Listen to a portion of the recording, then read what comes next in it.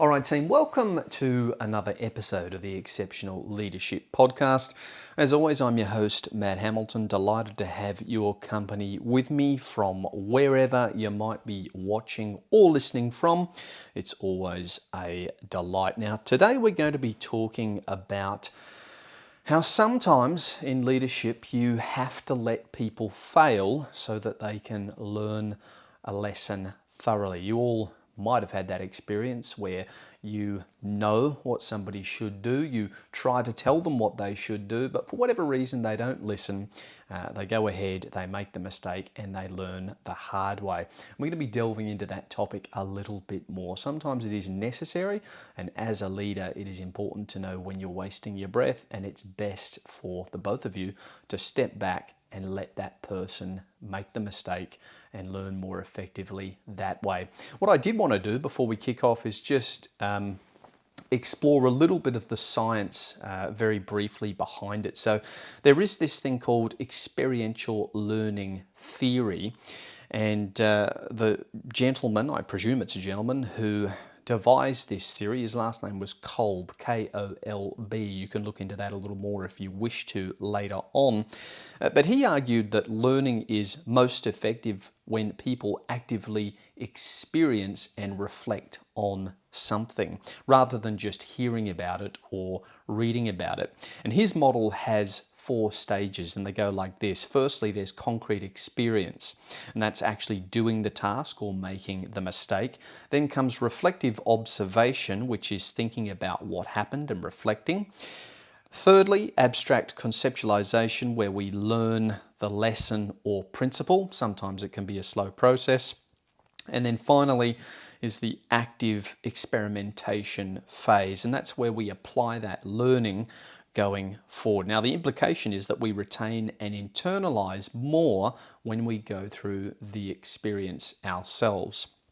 Now, that's a theory, but also there's some interesting neuroscience on the topic of memory and emotion and how those things apply to learning through mistakes. So there are some studies in neuroscience that show that especially emotionally charged experiences, as sometimes mistakes can be, that might be failure or, as I said, serious mistakes. Those things are more likely to be encoded at quite a deep level and into our long-term memory.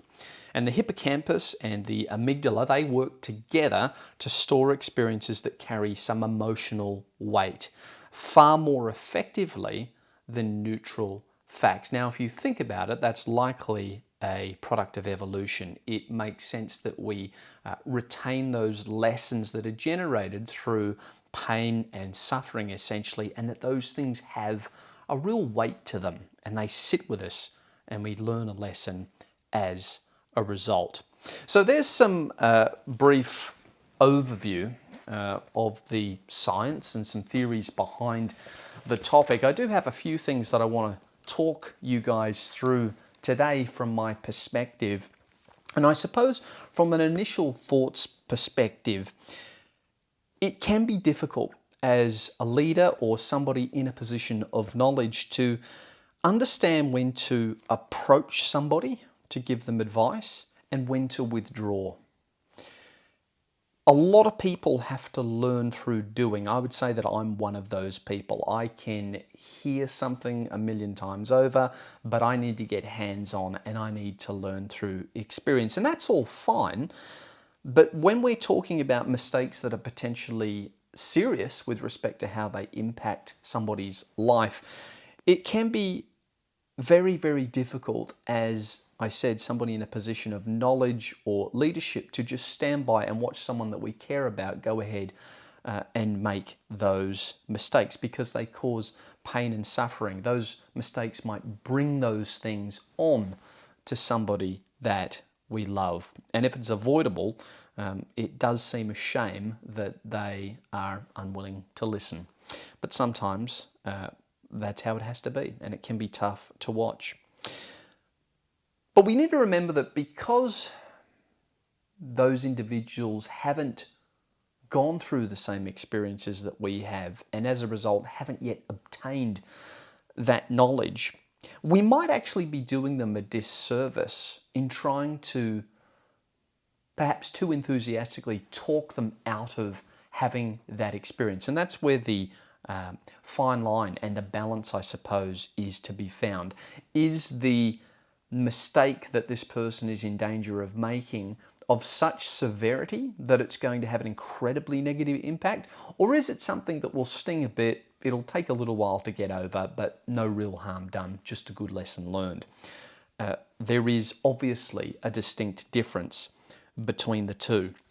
Now, one of the things that you can find as a leader or as someone who is giving advice, even if it's well founded, is that people, particularly of the younger variety, can start to view you as being pushy or overbearing. Now, if you have children or perhaps you have much younger siblings, right, so we're taking it out of the workplace for the time being, you will have had that experience, and those people do need to learn just by doing.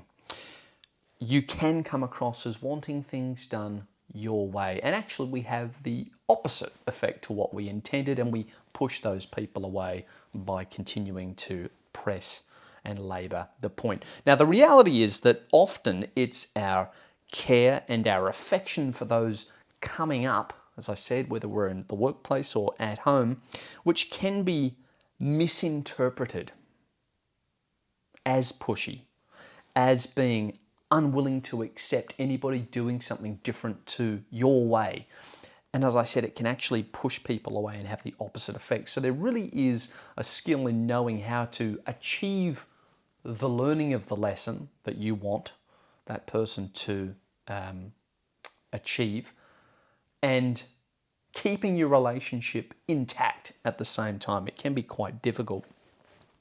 Now, I mentioned if you have kids or much younger siblings, perhaps, where you play a little bit more of a parental role, you might know this feeling very well, whereby they refuse to listen. It doesn't have to be somebody young at all, though, does it? Maybe it is a team member of yours who's in their 30s, 40s, or 50s who is unwilling to take on board any other perspective than their own, who is unwilling to receive advice, even if it's conveyed in a really balanced and gentle manner. Knowledge and maturity, in my experience, doesn't necessarily correlate to the age of a person. I have met and interacted with people in their 40s and 50s who are far more immature and unreasonable than far younger people. So in a work sense, no doubt if you're in leadership long enough, you will come across people like that who just can't be told. They really don't want to hear what you have to tell them. And in that case, it is perhaps best to allow them to learn through their mistakes when it's safe to do so, is the caveat, and perhaps learn when to step back. But again, it can be a little hard to watch. Now, some closing thoughts on this topic. My view is that as a leader, if you have some relevant experience and knowledge through your own personal experience, maybe you had to learn the hard way, I think it is incumbent upon us to at least attempt to gently and diplomatically pass on that learning and that experience. That's why we're in leadership positions. Our job is to guide. But we need to understand that even if we pass it on gently, it may well be rejected, and that's okay. We've made the approach, we've received the feedback, we've taken that on board and gone, okay, the mistake is not going to be serious enough that we have to really labour the point and push the issue. Perhaps it is just something that you're going to have to learn on your own. Unfortunate that you're not listening, because this could be something that was easily avoided, but nevertheless, it is perhaps that person's choice. And there's no use in us getting worked up and stressing ourselves out, because we've led the horse to water, so to speak. We cannot force it to drink, to use a really old school turn of phrase. But what we can think about is perhaps utilizing a little bit more nuance in our communication style when it comes to leading our teams and people that we care about. And maybe we could think about using the power of suggestion rather than outright confrontation when it comes to calling out the actions of someone who we fear is going to make a mistake. Maybe we need to approach it in a really strategic, gentle, suggestive manner.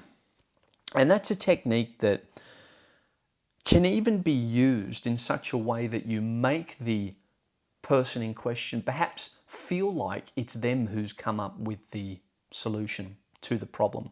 The power of suggestion is a beautiful move because you can plant the idea, and if it makes sense and it's founded in logic, you can withdraw it just the right time so that the person actually ends up thinking, well, it's my idea, essentially. And that is indeed a good outcome. Now, it's natural for people to want to act independently. There's nothing wrong with that. It would be a really difficult world to exist in if everybody was just super dependent on a few people all the time, no matter what. We want people to show initiative. We want people to go and learn through experience and have a go at things.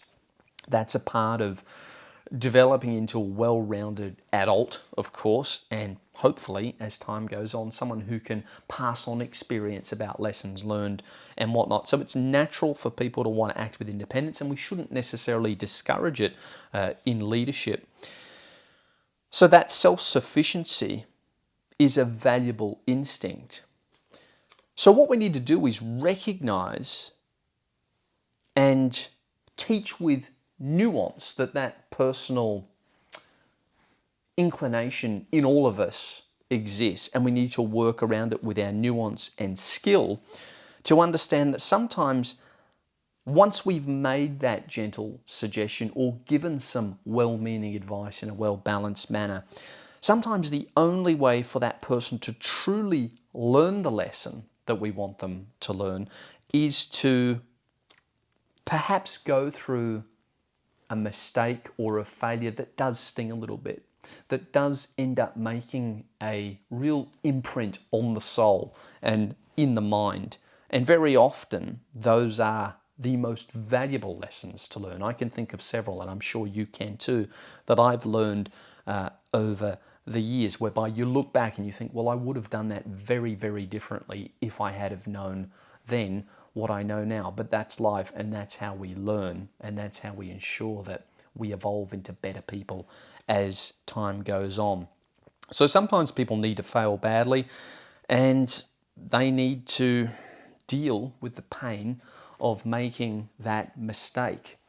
So perhaps we need to find that nuance in our leadership, because we might be doing people a disservice in some cases to preventing them from taking on board that knowledge that can only be learned and truly internalized when they are allowed to fail. It sounds cruel, doesn't it, to suggest that we allow someone to fail. I need to be very clear here that I'm talking about allowing people to fail whereby the mistake isn't going to be such a catastrophic one that it is dramatically life-altering or destroying. I'm talking about a mistake that someone can afford to make that will perhaps be just painful enough to really, as I said, make an imprint on the soul. Now, we know, of course, that in some situations, we can't stop people from making really terrible mistakes, despite having all of the advice and knowledge presented to them. In which case, there is an old saying that does come to mind. I actually think it's from the Bible from memory. It's something about not casting pearls before swine. Now, that might sound very harsh. We're certainly not trying to call people swine or pigs or whatever. We're just simply playing with the reality that sometimes you can be giving somebody something of real value, and it can come from a really beautiful place, but it's treated with disrespect, and it's treated with disgust and disregard. In that case, even if it's a really harsh lesson that this person is going to have to learn, even if it's something that could readily be avoided, but they're going to go ahead and do it anyway, and it will turn their lives upside down, sometimes you have to let it happen. Sometimes you don't have a choice. They won't take on board your feedback or anybody else's, and they'll go right ahead and they will do what they want to do anyway and fail miserably.